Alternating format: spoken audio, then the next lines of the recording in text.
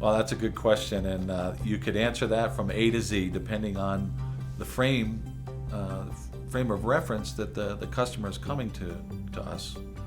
I would say, in regardless of economic conditions, good, bad, or indifferent, people should always own at least 5% of their liquid net worth in physical precious metals, just as the bedrock of their overall portfolio. It's the best form of cash. It's extremely liquid. You can turn it into cash anytime you want. 5% of liquid net worth. When I say that, liquid net worth, let's define that. That's your assets that you could easily convert into cash within 2 weeks. Obviously, that's not your home. Okay, I don't consider your liquid net worth your home. You might consider a car. It's up to you. I'm considering like stocks, bonds, things that are easily turned to cash within 2 weeks. So, in good times, bad, whatever, 5% is the absolute minimum that I think investors should always hold. Now, I talk to people that are much more concerned about what's happening in the world, and they feel that there's a 50% chance, 100% chance of dollar devaluation, civil unrest, all kinds of chaotic things. So in general terms, I'm right now with where I see things, how I view things from my perspective. I see that we're getting closer and closer to some big event again, like the derivative crisis in 2008. This big meeting that we saw with the White House and the government officials and all the big banking officials several weeks ago, this really is a clue, a sign to me that something is afoot. And when I see signs like that, I tend to get more oriented towards owning more physical precious metals rather than less. So let's say we have a major derivative crisis again, like we had in 2008. Personally, I believe it's going to be 10 times worse than what we saw in 2008. Well, currencies are going to have major problems in an event like that. I think gold and silver will shine, that clients should consider upping their percentage of their overall liquid net worth in physical precious metals because it's the ultimate form of money, right? When markets and economies are doing well, right, gold is more of a commodity. You use it for jewelry, it's cool for this and that, but it's not really looked at as money. When problems come, like we've seen in the last 10 years, the reason gold has jumped up dramatically, gone from $258 at its low in 1999 to $1,950 here just a year or so ago, that's because there are problems and investors are getting worried and they're turning to precious metals more and more. Well, I think the more evidence that people see, the more they are going to turn to precious metals. So that percentage changes with your perception of how things are viewed in life. Right now, I would say 25% is a no-brainer based on what I see of your liquid net worth right now in precious metals.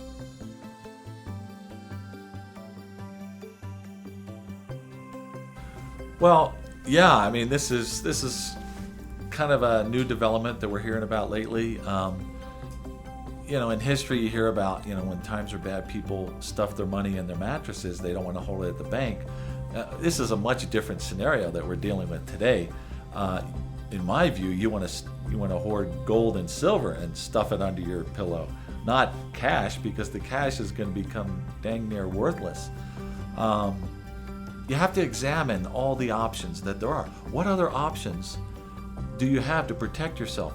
It's as good as money in the bank. That's been cut off at the knees at this point. Well, why is that? Well, several reasons. First of all, you're not getting any interest for keeping your money in a bank. And if you've noticed in recent years, the bank fees keep going up and up, and they're getting more and more aggressive at taking money out of your account without you even knowing about it sometimes. But aside from the interest, keeping it in a bank, you're not getting any interest. The bigger concern is what a bank may do to your money without your permission, and that's this recent legislation earlier in the year that all the world central banks signed on to, the bail-in arrangement, which means that if banks get in trouble, they've now signed on an agreement that states that the banks can take money out of depositors' accounts without their permission to take care of their needs, right? So if you know this has happened and you're not getting any interest on your cash, and if you take the cash out and stuff it under your mattress and it's going to devalue, that's not an option to me. So you have to put it in areas that can protect you. Protect your hard work and savings from dollar devaluation, from banker theft, right? And again, gold and silver, there's no other asset out there that serves a better purpose than protecting yourself. Gold, it's very portable. You can cup your two hands in front of you and hold $50,000 worth of gold. I could stick it in my pockets. I could walk out of here. No one would even know I have it. Okay? Are there other options? Some people would say to me, well, Greg, what about real estate? Well, real estate's not very liquid, even though, it's a tangible asset. But the thing I don't like about real estate is that it's associated with real estate taxes. And those taxes are being jacked around with all over the place, right? Taxes are going to go up. A lot of people won't be able to afford their houses if the real estate taxes keep going higher and higher. They'll be forced to sell. At what price? Probably nowhere near what they bought for, unfortunately. So I still think we're not even close to a bottom in real estate yet. There's far more carnage to come in that industry. So as much as I like a nice piece of real estate, if you have the money to afford it, it's not as good an option, okay? If money's in the bank is no longer a valid option, then real estate's okay but not ideal. What's as good or better than physical gold and silver?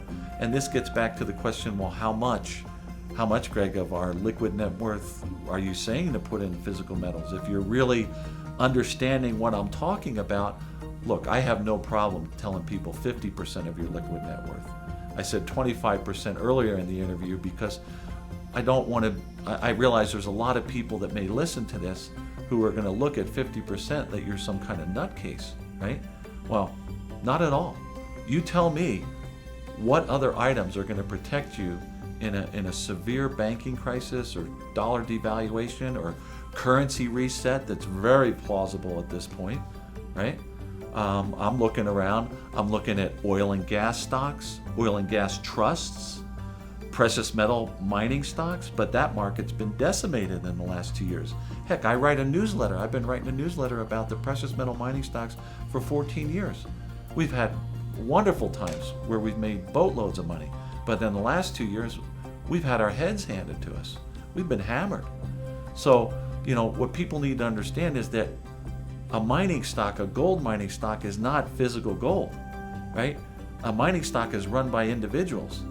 And those individuals have, weaknesses and strengths that may be valued in the market in various ways. So, it's not the same. There are times when gold and silver stocks can do incredibly well. When gold and silver prices are going like this, the leverage you can get from those is wonderful. But I'm looking around. I'm at this point, my own portfolio, I'm putting money into oil and gas trusts up in Canada that offer some nice tax advantages and also give me a solid rate of return each and every month. I'm trying to create a revenue stream for myself so that when I'm sleeping at night, I'm making money without undue risk. Okay, I'm not talking about drilling for oil and gas. That's high risk. I'm talking about producing oil and gas companies that are paying a really nice dividend. Okay, so physical precious metals, oil and gas trusts. Beside that, food storage, own a gun, physical purchases that you can make to protect yourself from a time when the society could unwind. I mean, I think I lived in France for a while and experienced a trucker strike when I was a young man in college.